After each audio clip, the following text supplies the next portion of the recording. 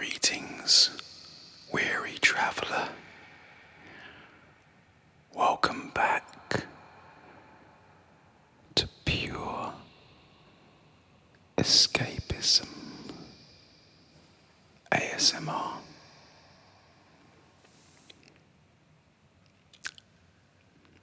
You've probably guessed, and you'd be right. For Traveller, I am once again going to lead you back in time to my early childhood. Not quite as early as before, but it is early 1980s London.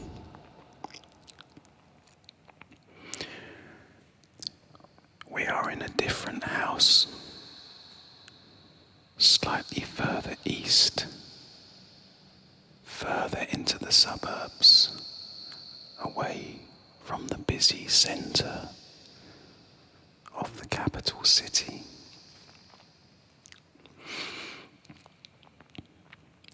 It is autumn,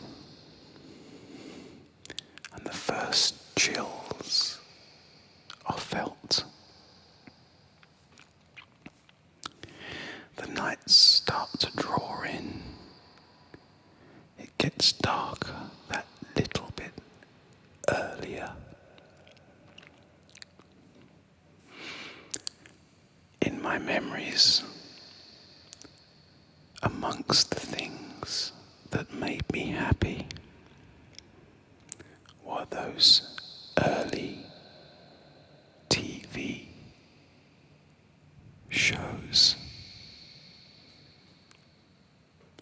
Can you remember your favourites from your childhood growing up? What did you spend the whole week looking forward to, anticipating with excitement?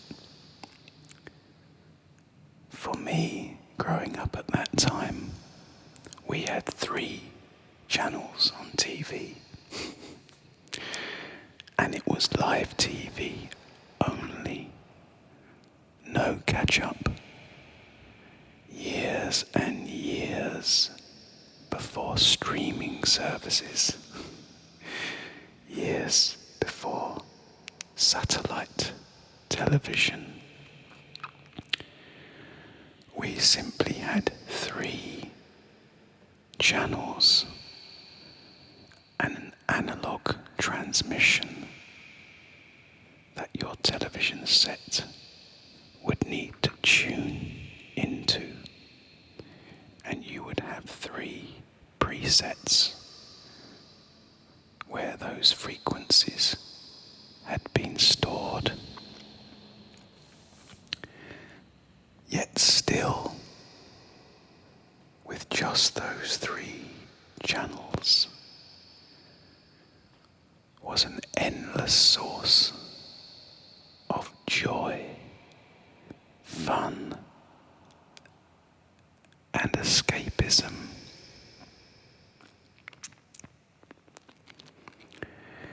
I had many favourite TV shows. There was one called Will-o'-the-Wisp, which was on at tea time before the news. It was a series of characters in a magical wood where the actor Kenneth Williams brought them to life with distinct personalities. And one that I distinctly remember was the evil witch, who ironically took the form of a television set. That was most enjoyable to watch. I also also loved Paddington Bear, which would be run at a similar time before the news, with its distinct and memorable theme tune.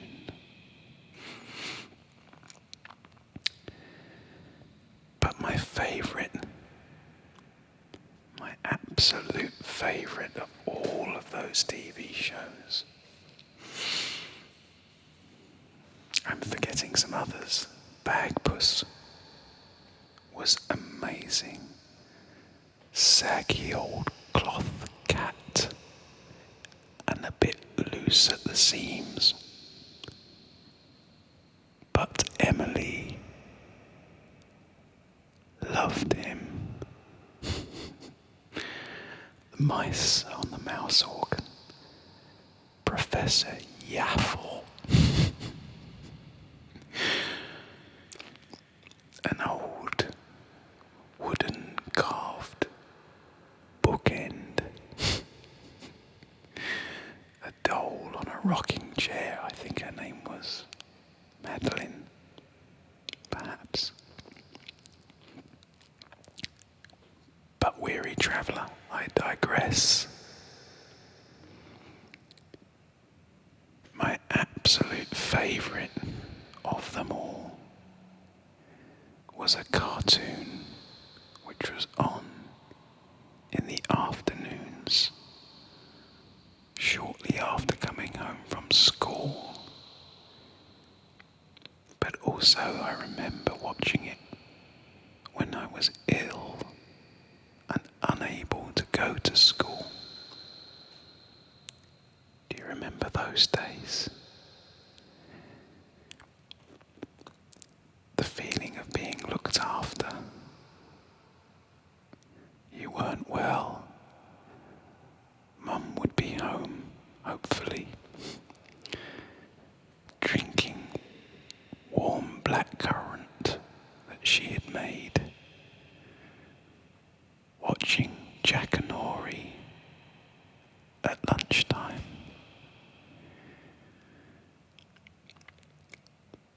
Where I was growing up, my school wasn't far away, and if the window was open at playtime, I could just about hear the sounds of children playing. And I knew that I would be amongst them the following day, hopefully feeling back to myself again.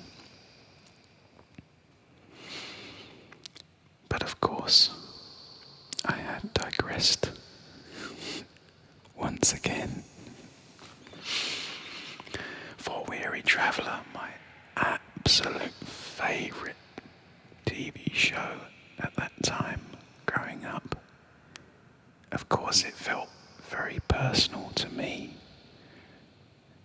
but I'm sure that's in common with a lot of children at that time. The TV show was called Jamie and the Magic Torch.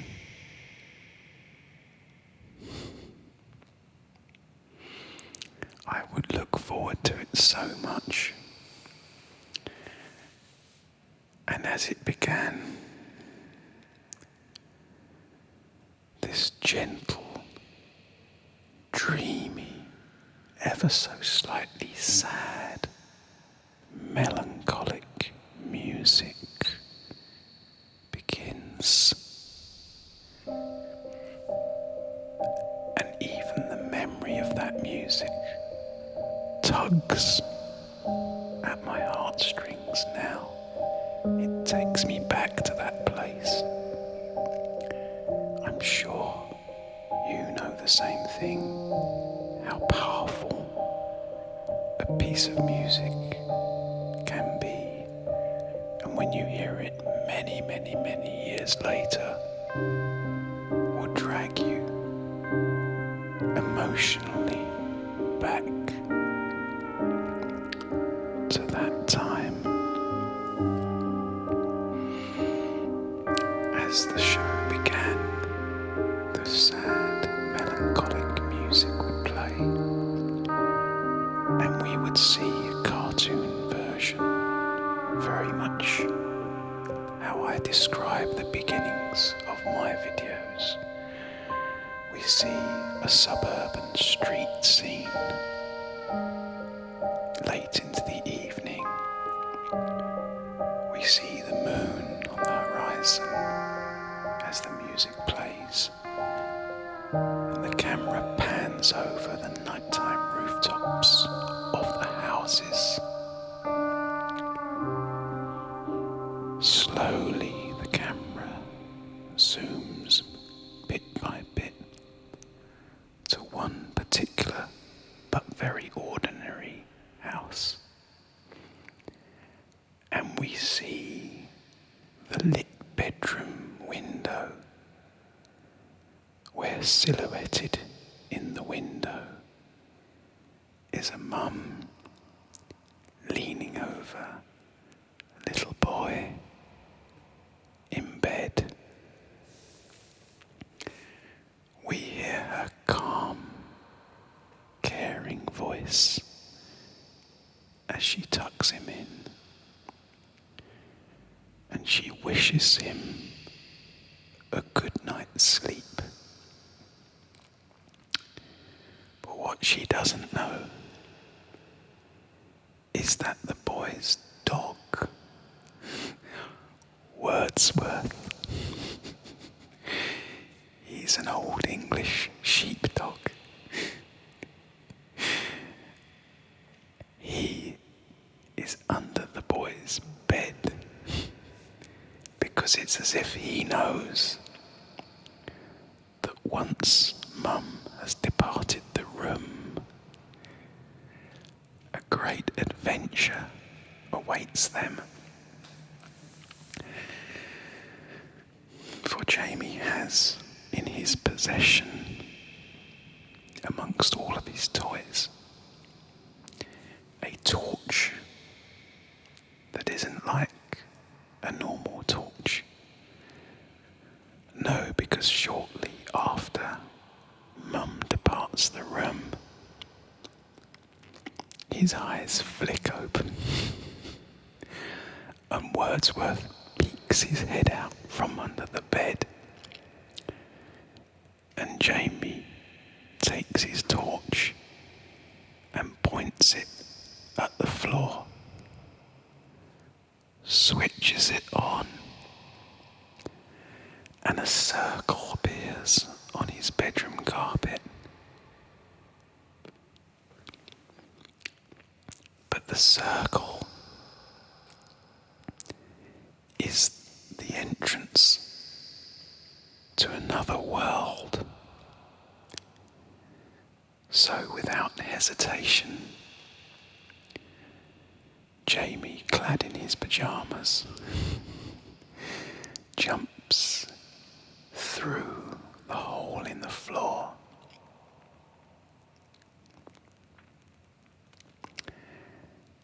and down a helter-skelter.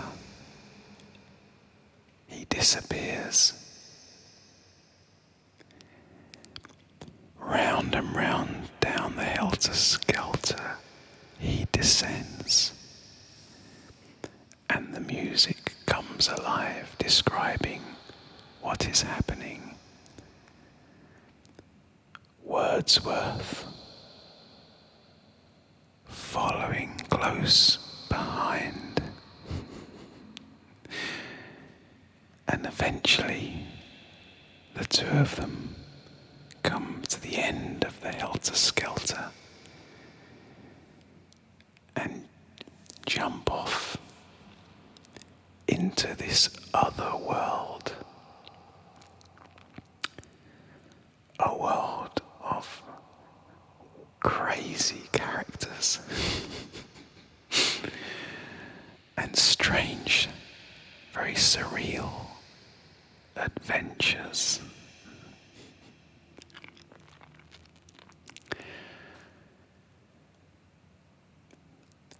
once the adventure is over, they somehow make their way back to Jamie's bedroom. And it's as if nothing has happened. For his mum comes back into the room and has no idea, no suspicion of the adventure they have just embarked upon. Yet, strangely, she seems to time it such that her arrival into the bedroom is exactly at the moment when they've both returned from the adventure and Jamie has settled into bed. And I remember her words, "Night, night, Jamie. Come on, Wordsworth. Out of there." I think she shoos the dog away so that her son can have uninterrupted sleep, presumably not be dragged away on any more crazy, otherworldly adventures.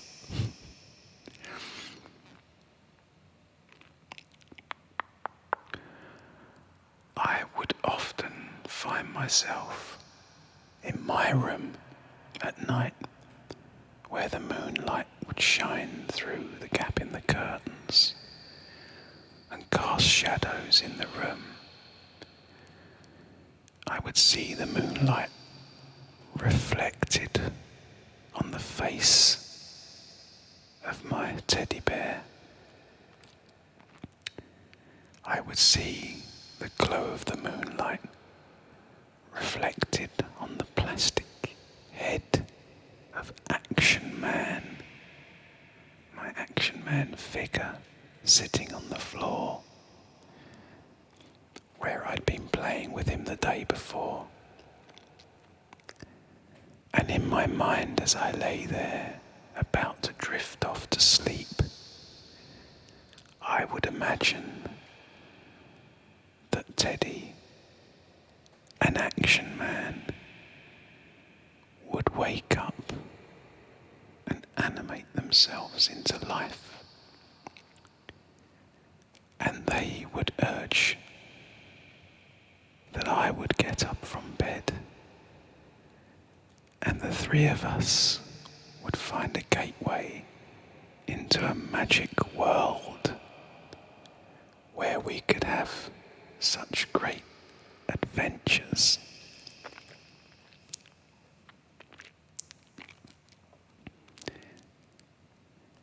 I'm sure these daydreams slowly blur into a calming sense of well-being, similar to ASMR, which would serve as a perfect way to drift into peaceful and relaxing sleep.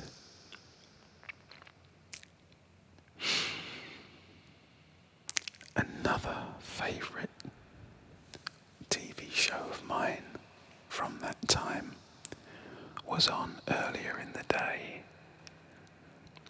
And again, it was uniquely charming, strange and surreal,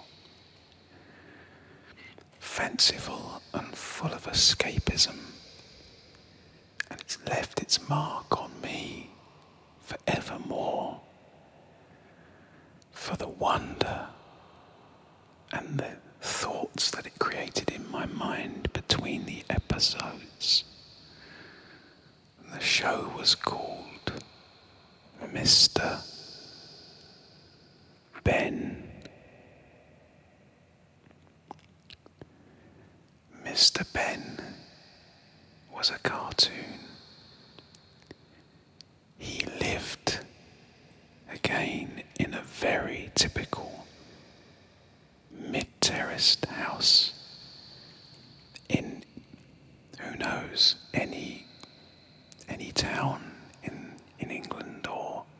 knows where. But it seems like England, the narrator, Ray Brooks, his kind voice, warm voice that almost took you by the hand on the adventure. You would see Mr. Ben in his house alone at the start of the day. He would have his breakfast. He would dress in the same clothes every day. He would wear a smart black suit, a white shirt, and a black tie. And most notably, on his head, he would wear a black bowler hat. And each episode would follow the same pattern. Having got dressed, you would see him walk down his hallway and open the front door. And then he would set off down his street, which I think may have been called Acacia Avenue, but I'm not sure. And along the road he would walk, and eventually he would find his way to a little fancy dress shop. And through the door of the fancy dress shop he would walk. We would see all of the weird and wonderful and fantastic costumes on the hangers in the shop. Mr. Ben would peruse the costumes, and then he would chance upon one that caught his attention. This one.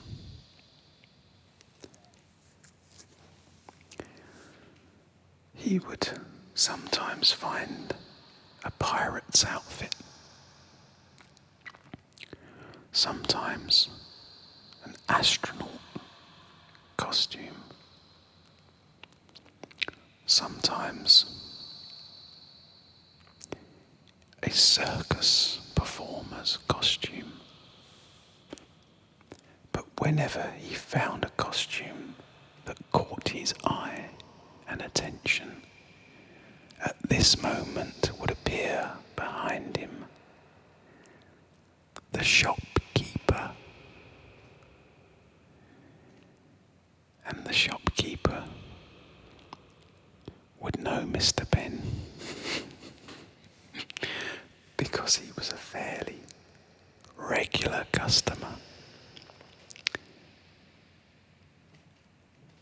And he would suggest that Mr. Ben could try on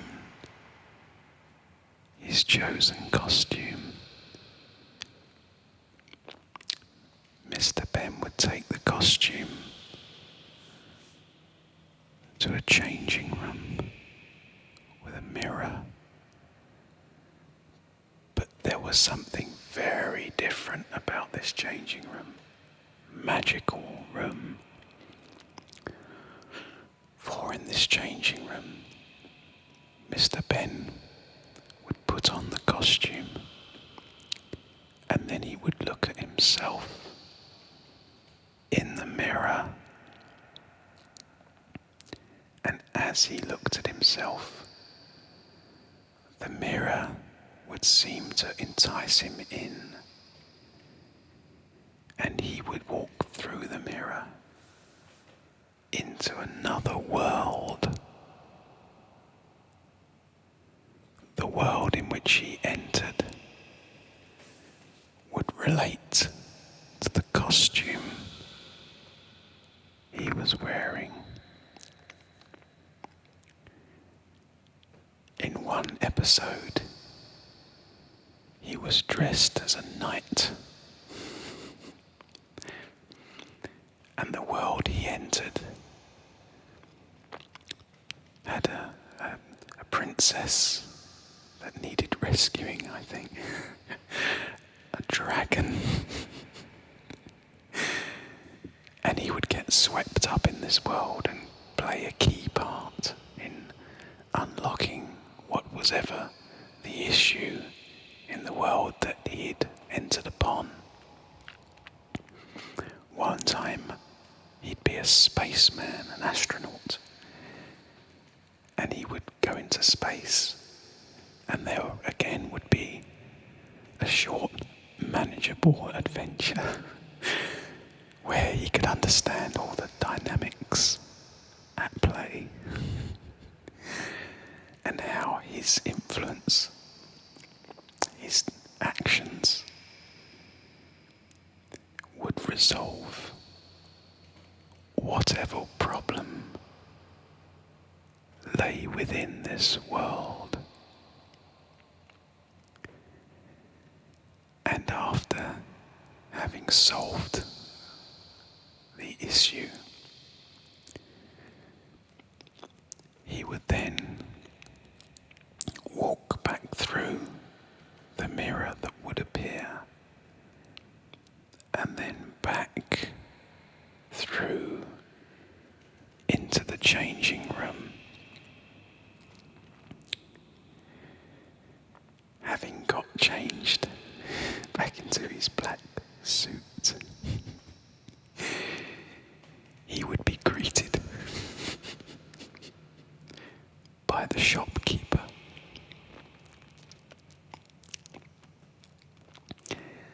The shopkeeper was a very patient individual, because in all the episodes I watched, I don't know how many were made, but certainly not once in any of those episodes did money change hands. Mr. Ben never bought anything. Nothing. Not even a hat. Not even a cheap plastic mask with elastic around the back. He bought nothing.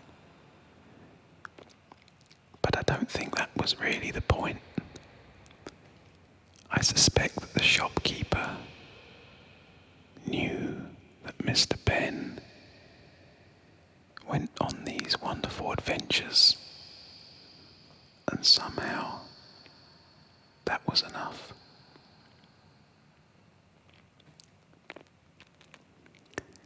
Listener, traveller, I ask you to cast your memory back, delve deep into those early memories of childhood favourite TV shows. What were the ones that resonated with you then, that resonate with you still? The theme tunes, the lessons that were learned, the laughter that was created, the adventures that were remembered. Cast your mind back. Find those moments. Enjoy. And let us together continue our journey